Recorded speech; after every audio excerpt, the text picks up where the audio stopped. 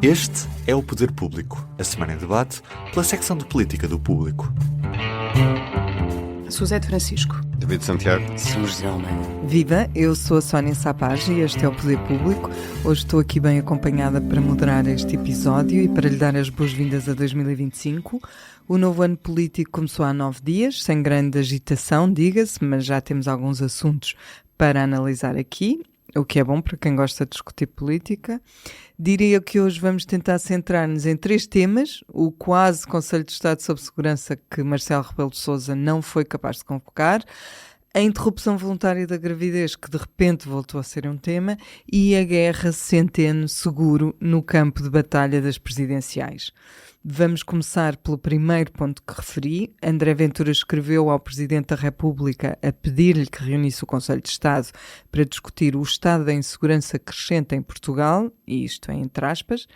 Em vez de tomar uma decisão, Marcelo perguntou aos seus conselheiros se estavam interessados em ser ouvidos sobre o assunto.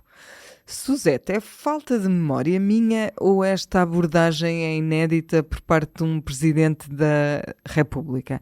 E porquê é que Marcelo faz a pergunta aos conselheiros em vez de decidir sozinho? De que é que teve medo, no fundo?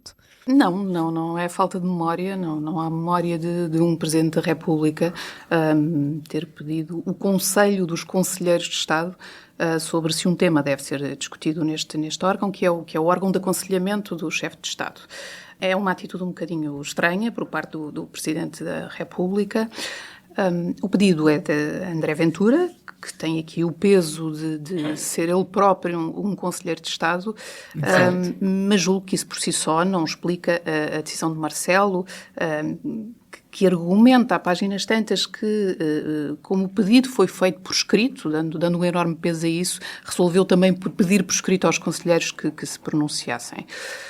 Parece-me que a explicação mais plausível é que o Presidente da República não quis assumir sozinho, pelo menos, nem um não ao pedido de André Ventura, que poderia ser visto como uma desvalorização da questão da segurança, nem um sim, que podia ser entendido como uma cedência a um discurso populista. A agenda, sim.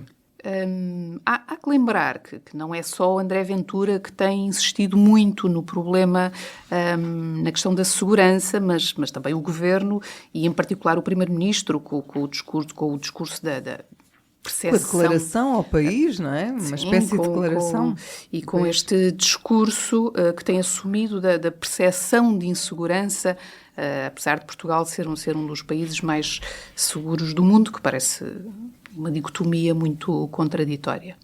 Portanto, Marcelo Rebelo de Sousa não se terá querido comprometer numa questão que atualmente é muito divisiva e quis ficar ali a meio do caminho e estou a decisão para os conselheiros de Estado para ter aqui algum respaldo na decisão final, caia ela para que lado cair.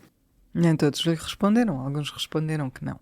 David, o Presidente da República costuma estar bastante sintonizado com os portugueses, desde logo porque anda muito na rua, vai comer gelados à Santini, fala com este, fala com aquele. Não costuma ter problemas em tomar decisões, não me lembro de ser assim um problema para Marcelo Rebelo de Sousa. Achas que no fundo ele queria convocar o Conselho de Estado, mas não quis ficar colado ao pedido de Ventura? Como é que tu olhaste para isto tudo? Assim, estamos a especular um bocadinho. Eu acho que ele não queria convocar o Conselho de Estado. Sinceramente, é a convicção que tenho, e sobretudo um Conselho de Estado por causa do tema da segurança, desde logo porque ele sabe bem que não há dados nem estatísticas que apontem para qualquer fenómeno crescente de insegurança no país. Portanto, tendo em conta até o seu posicionamento ideológico, a forma como um social-democrata, alguém moderado, eu acho que dificilmente ele embarcaria nessa lógica. Talvez só algum populismo na forma como ele também sempre exerceu o cargo poderia levá-lo para aí, mas eu não acredito. Eu acho que eu prefiro ir por partes, mas até porque concordo com o essencial do que disse a Susete, mas André Ventura aproveitou aquele caso no Palácio de Gelo, em que há a morte de uma mulher, para voltar a estigmatizar os ciganos e, de caminho, tentar pressionar o Presidente da República a convocar um Conselho de Estado sobre essa matéria, o que daria mais argumentos ao Chega para continuar a surfar a onda, não é? Institucionalizava a questão. Sim, institucionalizava a questão e dava-lhe peso político, exatamente. Eu acho é que Marcelo acabou por confirmar que não sabe como lidar com a pressão do Chega e do André Ventura, e recorreu a este expediente inaudito, que é perguntar, que eu não me recordo de ter acontecido alguma vez, que é perguntar aos conselheiros, neste caso se concordam com o Ventura, e se devem reunir em Conselho de Estado para aconselharem o Presidente. O Daniel Oliveira, eu vi um artigo dele no outro dia em que ele escrevia algo parecido a, no fundo, perguntou aos conselheiros se o querem aconselhar. Eu diria que os Que não é a norma, não é? Não é a norma. Eu acho que, e por isso mesmo, eu acho que Marcelo, com isto, alienou os poderes que a Constituição lhe confere e que ele tão bem conhece, pois só ao Presidente cabe a prerrogativa de convocar Conselhos de Estado.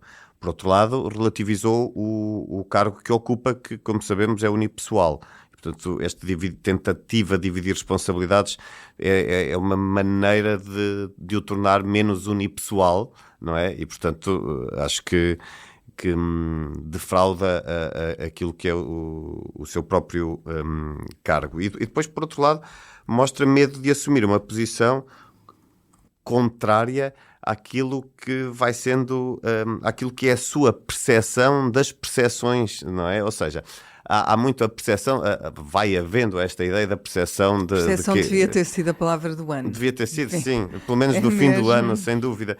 Eu acho que ele mostrou medo, eu acho que ele, lá está, ele tem uma posição contrária, mas como tem medo de assumir, no atual contexto mediático, de assumir essa posição, até porque vai um bocadinho ao arrepio daquilo que o próprio Primeiro-Ministro vem dizendo no que diz respeito às tais percepções, eu acho que ele acabou por mostrar medo, e lá está, ou seja, há aqui percepções mais ou menos mediáticas que são pouco ou nada consonantes com a realidade, e eu acho que Marcelo cedeu a isso. Eu confesso que não o reconheci nesta pergunta, nesta... Eu acho que eu acho que ele próprio não se reconhecerá, e eu acho que isto também decorre do momento político em que ele está. Ele sente que tem menos poder, está a caminho do fim, não é? Entrou no seu último, digamos assim, no estertor do seu segundo mandato presidencial, e ele caiu muito em termos de popularidade. E nós sabemos como esse era o alfa e o ômega dos seus mandatos, ou do seu primeiro mandato em particular. Eu acho que isto é uma forma dele não se penalizar ainda mais, tendo em conta o atual contexto mediático. E, portanto, eu acho que há aqui, eu diria que é medo político, se quisermos. Bom, o que eu acho é o que resulta daqui é que fica cada vez mais evidente que André Ventura tem conseguido marcar muito bem a agenda política e mediática, com eficácia extraordinária, de facto, e apesar de liderar um partido que é de um homem só, é sozinho ele a fazer isto tudo. Esta particularidade de partido sem quadros volta a estar agora em evidência a propósito das presidenciais, porque o Chega anunciou que o seu candidato a Belém voltará a ser André Ventura, e não era exatamente sobre este aspecto das presidenciais que eu vos queria questionar, porque para mim não é propriamente uma notícia inesperada. Inesperado foi ver que a maçonaria se envolveu na escolha dos candidatos, com alguns maçons a criarem um grupo de apoio ao almirante Gouveia e Mel e São José. Pergunto-te que significado político, que leitura, que influência pode ter este novo MAP, este movimento de apoio ao almirante à presidência, como lhe chamaram. O que é que isto nos pode dizer, no fundo, sobre o futuro xadrez presidencial? Bom, esse grupo particular da maçonaria não sei se vai ter alguma influência.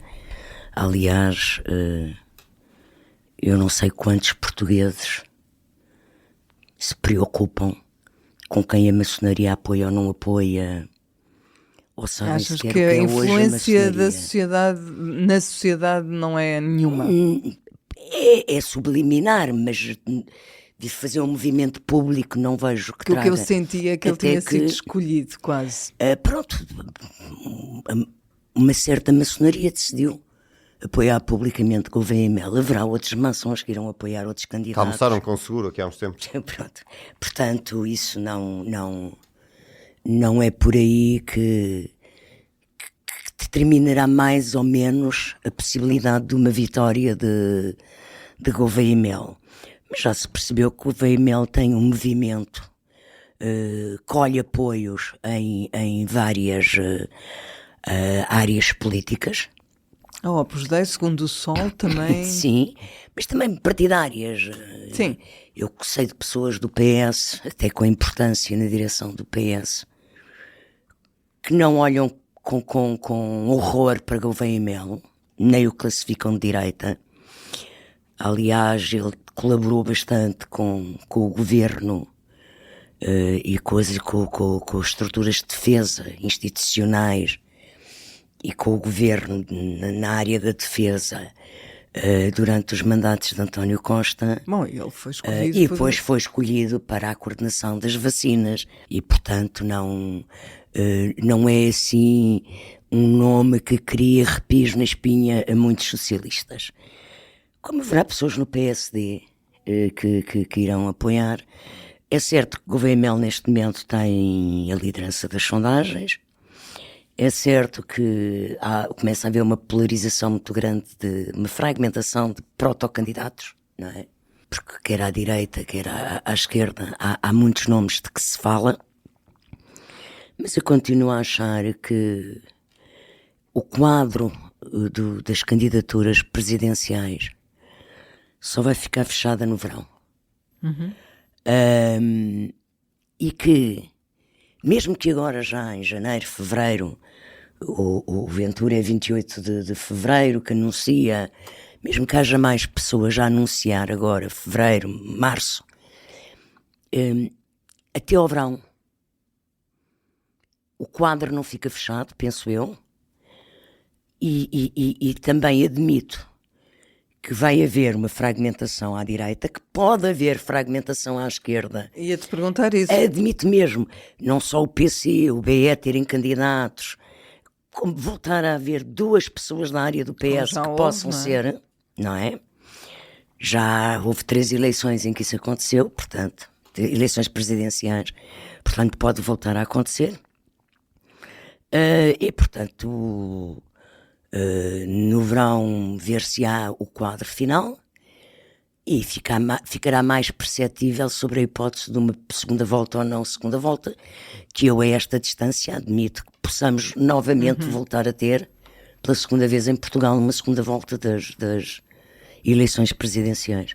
David, acresce que nesta mesma semana intensificou-se de facto uma guerra ou duas à esquerda, envolvendo outros putativos candidatos a Belém. Ainda não se pode dizer que são, lá está, como diz a São José. Por um lado, Mário Centeno carregou no ataque ao governo em várias frentes e vice-versa. E por outro, António José Seguro reapareceu e abriu uma batalha contra Centeno. Onde é que isto nos vai levar? Onde vai levar eu não sei de onde é que vêm estes embates, não é? Eu acho que há aqui planos diferentes. Primeiro há uma guerra aberta, claríssima, entre Mário Centeno e o governo, e não é de agora. O ex-ministro das Finanças sabe que o governo não o vai reconduzir para um segundo mandato à frente do Banco de Portugal, embora ele diga que gostava, mas isso é tudo retórica. E nesse sentido o Mário Centeno tem vindo a intensificar os ataques ao Executivo. Há vários exemplos, foram desde os alertas quanto à despesa que estava prevista ainda no programa macroeconómico do governo, portanto antes do orçamento. Do orçamento, e portanto daí, e a perspectiva de que Portugal poderia furar as novas regras orçamentais da zona euro que entraram em vigor este ano. Depois as previsões, agora mais recentemente, exatamente, a apontar já para o regresso ao déficit já este ano e nos próximos anos, e mais recentemente com a recusa em pagar o salário que Hélder Rosalino iria receber enquanto secretário-geral do governo, isto apesar de, como noticiou, por exemplo, já o Expresso, no passado, o regulador já ter assumido salários de funcionários que estavam em comissões de serviço governamentais. Já o governo também tem repostado, há também vários exemplos, foi a preocupação demonstrada pelo Ministro das Finanças Miranda Sarmento com os saldos do Banco de Portugal, depois agora mais recentemente a convocatória de uma reunião da Comissão de Vencimentos do Banco de Portugal, que não se reunia há uma década, neste caso para discutir os elevados salários que há no Banco Central. O que nós podemos dizer é que com esta guerra, o Mário Centeno está a aproveitar para se mostrar para um opositor do governo e com isso tentar solidificar as suas pretensões presidenciais, em particular junto do eleitorado de esquerda, eu diria, não tanto do eleitorado de centro-esquerda, ou mais moderado, mas do eleitorado mais de Sempre foi esquerda. a dificuldade dele, foi penetrar nesse lado da geringonça. Exatamente, porque é um eleitorado que nem sempre, ou se calhar quase nunca, serviu nas suas opções como Ministro das Finanças, das cativações, da forma como ele... ou seja, dos sacrifícios que foram feitos nos serviços públicos para garantir os brilharetes orçamentais e, portanto...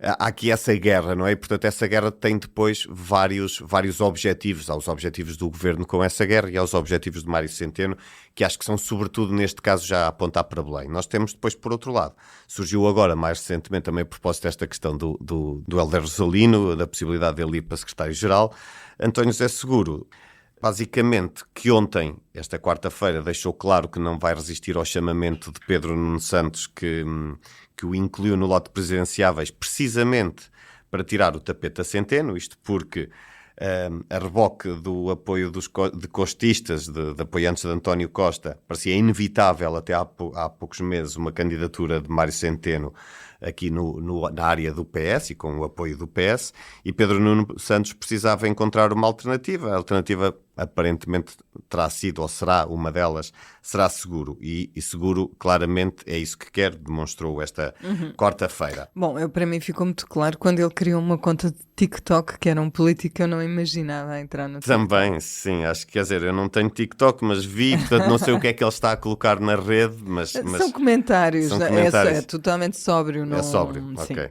Pronto, mas a verdade é esta, é que tendo atualmente o atual governador a fazer sombra e a dificultar a sua candidatura, Seguro o que fez foi passar ao ataque a Centeno. O que ele fez desde logo foi criticar os salários elevados que há no Banco de Portugal. E isto para dizer que eu acho que Seguro hibernou nos últimos 10 anos, desde que o defenestraram da liderança do PS, mas, pelos vistos, também só acordou agora para uma realidade salarial que existe há décadas no regulador, e isso não deixa de causar alguma estranheza. Nos reguladores. Os reguladores sim, em geral têm salários em geral, superiores. Sim. E já existiam quando ele fez parte de governos e que foi líder do PS. Sim, e que não me parece que este fosse um tema... Eu diria que há 15 anos, se lhe falassem deste tema, ele diria que isso não entraria numa conversa populista. Acho que... Estou a especular, mas eu diria que seria esse o comentário dele. Os tempos mudam e, portanto... Finalmente, e para mudar de tema de forma radical, temos uma espécie de regresso ao passado em matéria de interrupção voluntária de gravidez. O CDS e o Chega também, mas o CDS quer retomar regras antigas do PSD de Passos e o Chega também se junta. Por outro lado, a esquerda quer alargar os prazos de acesso à EVG. Suzete, em período de campanha, um candidato à AD, Paulo Núncio, do CDS, já tinha sugerido a realização de um novo referendo. Luís Montenegro, na altura, disse que o assunto estava arrumado e, à hora a que estamos a gravar este podcast, o PSD já terá decidido, numa reunião da bancada, que vai votar contra as propostas mais restritivas. O que te pergunto é se este caso pode beliscar a relação entre os dois parceiros de coligação, entre CDS e PSD. Não, diria que não. Embora se antecipe um momento parlamentar curioso, com o PSD a chumbar a proposta do parceiro de coligação, acho que o CDS não pode exigir, nem sequer pedir que o PSD aprove a proposta. Esta matéria não está no acordo de coligação entre os dois partidos. É sabido que o CDS tem uma visão mais restritiva que a do PSD nesta matéria. Aliás, na bancada do PSD até costuma haver alguns votos favoráveis a uma lei menos restritiva. Minoritários, ainda assim. Sim, com a bancada do Rui Rio eram minoritários esses votos. Eu diria que agora ainda serão mais minoritários. Sim, também diria que haverá menos. Mas costuma haver sempre ali alguns votos em sentido contrário ao da maioria da bancada. Vamos ver o que é que acontece. Não é totalmente claro a esta altura se vai haver disciplina de voto ou não. Habitualmente o PSD, como o PS, dão liberdade de voto nestas questões ditas de consciência.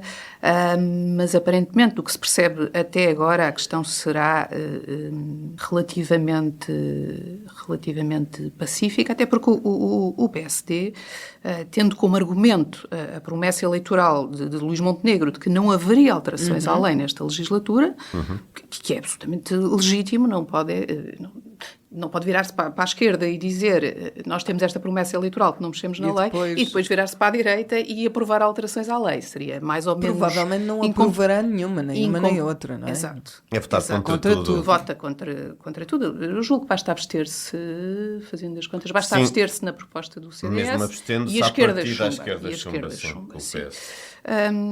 Parece que tudo vai ficar como está em relação à lei da IVG, o que seria expectável. Não há uma maioria de esquerda, mas já agora é de assinalar que há a boleia da proposta do PS, que foi o partido que pediu o debate defendendo o alargamento do período para as 12 semanas, se abriu aqui algum espaço para alterações de sentido contrário, que parece que vão ser chumbadas, mas abriu aqui algum espaço. O que estrategicamente, para quem defende uma lei menos restritiva, talvez não faça muito sentido abrir esse flanco quando se abre, de facto, com uma intenção, o resultado final acaba por poder ser exatamente o contrário. São José, nesta matéria surgiram, entretanto, duas cartas, ou espécie disso, uma aberta em defesa do aborto legal e seguro e uma contracarta, e com todo este fogotório... A carta, desculpa interromper, só para dizer, porque a primeira carta a sair foi... Por acaso foi a contracarta, sim. Portanto, Eu é que me recordo que nós já sabíamos da existência da outra. Sim. Com todo este fogotório, preocupa-te que possamos andar para trás em matéria de direitos que já estavam consagrados há tantos anos? O PCP avisou que o atual Parlamento é mais suscetível a recuos do que a avanços. Tu concordas? Sim, o momento não é um momento com condições. O perfil do Parlamento não garante condições para haver aprofundamentos no reconhecimento de aumento de semanas, porque já na altura a discussão entre as 10 e as 12 semanas existiam, e portanto vai-nos valer o bom senso do PSD, que vai chumbar tudo. E, portanto, vai ser a chamada discussão inútil, provavelmente para querer mostrar divergências ou de teor mais programático de parte do PS, desta nova direção do PS, face ao PSD, aproveitando até a posição que já falaram do Paulo Núncio na campanha eleitoral, mas isto repito, vai ser um debate inútil, que vai apenas dar espaço a uma discussão que já se está a espelhar nestas cartas, e que é um remake. Eu até fui fazer as contas, isto é um remake, alguns destes nomes do referendo. Estas cartas sim. São anteriores ao referendo, sim. São da campanha do primeiro referendo, da campanha de 98, há 27 anos. Alguns destes nomes já estavam nestas posições há 18 anos, quando o segundo referendo foi feito em 2007. Voltaram a estar, e basta ler alguns, Félix, não é? Um deles. Basta ler alguns nomes da carta que saiu primeiro: Sousa Lara, Ribeiro Castro, Manel Monteiro, António Bagão Félix e Isabel Galriça Neto, que na altura até assinava só, na altura do primeiro referendo, assinava só Isabel Neto. Mas é esta Isabel Neto. É a Isabel Galriça Neto. E do lado do Sim também são um pouco os mais dos mesmos. PSD, os clássicos. Paula Teixeira da Cruz, Frasquilho, Teresa Leal Coelho, depois, claro, no PS, Isabel Moreira, as irmãs Mortáguas, a Marisa Matias, Isabel Mendes Lopes, Pureza, pronto, são todos, a médica Ana Campos, a mulher é um remake, é como tu dizes, Correia de Campos. Portanto, são pessoas que vêm da primeira campanha, do primeiro referendo, alguns destes nomes. E isto seria sempre assim, será sempre assim. Enquanto se discutir o aborto, em Portugal, a legalização do aborto, o aumento de prazos, a melhoria de condições, a garantia de mais direitos, ou pelo contrário, o fechamento da lei, haverá sempre o debate, porque isto de facto é uma questão que divide as pessoas pelo seu posicionamento pessoal, íntimo, modo de pensar a vida. Assim como eu sou a favor do sim, e até das 14 ou mais semanas, e nisso completamente não tenho bichinhos na cabeça que me alertem para que, coitadinha, como é que era o lema da primeira campanha, ou não matem o Zezinho, não é? Como não, eu acho que a personalidade jurídica ganha-se quando o nosso nome é registado. Para isso tem que se nascer. E há muitas razões médicas que podem levar a que uma pessoa aborte. Portanto, mas assim como eu tenho direito a pensar assim como penso, quem é visceralmente contra tem direito a ser. Agora, há uma coisa que não tem direito. Em casos de saúde da criança, malformações congénitas graves que sejam detectadas.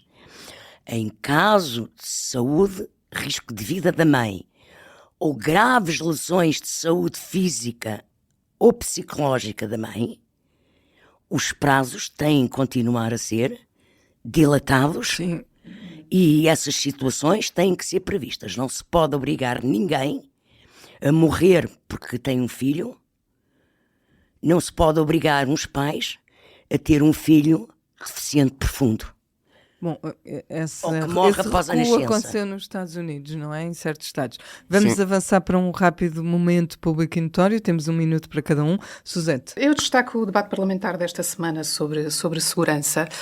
Não é a primeira vez, sobretudo neste tema, que o debate acaba a transformar-se, ou acaba a ter ali alguns momentos muito pouco recomendáveis, uma gritaria constante, sem deixar falar os intervenientes, que é uma coisa que enfim, fará corar de vergonha alheia os alunos que muitas vezes se sentam nas galerias do Parlamento, isto muito vindo, como é notório e audível, da bancada do Chega.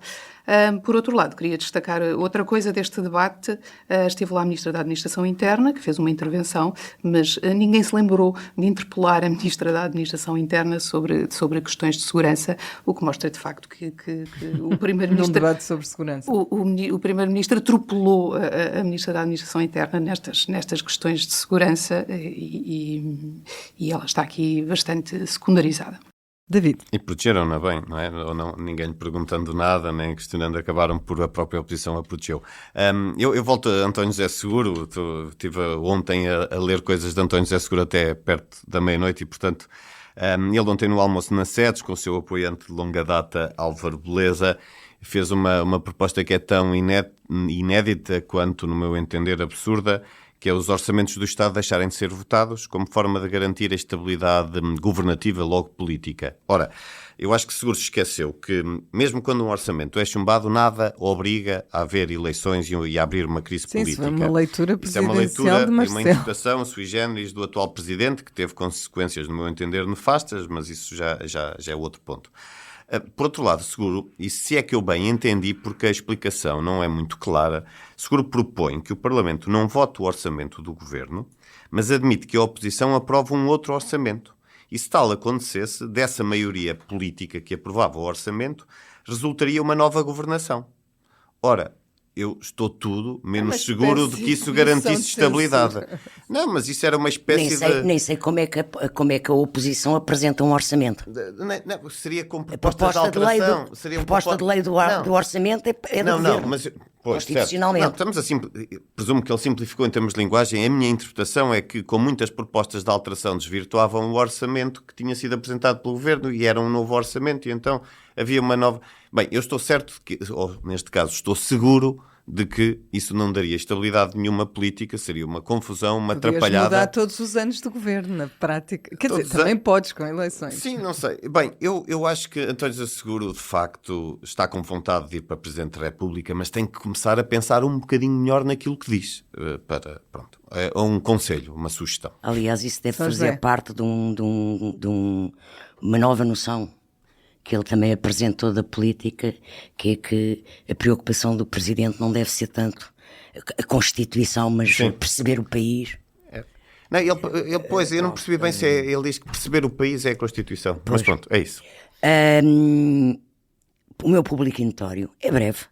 Registro que nestas andanças pré-candidaturas presidenciais, o Dr. Marcos Mendes vai estar com o Dr. Luís Montenegro e o Dr. Carlos Moedas e outros dirigentes importantes do PSD num encontro dos autarcas sociais-democratas este sábado para lançarem as eleições autárquicas.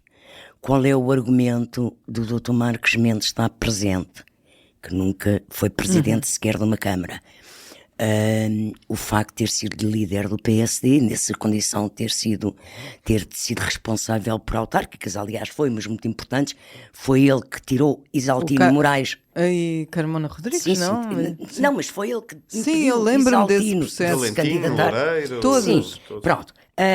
Mas digamos que isto é mais, para além de lançar as candidaturas autárquicas, lançar a candidatura presidencial para ele poder discursar numa iniciativa partidária ao lado do Primeiro-Ministro.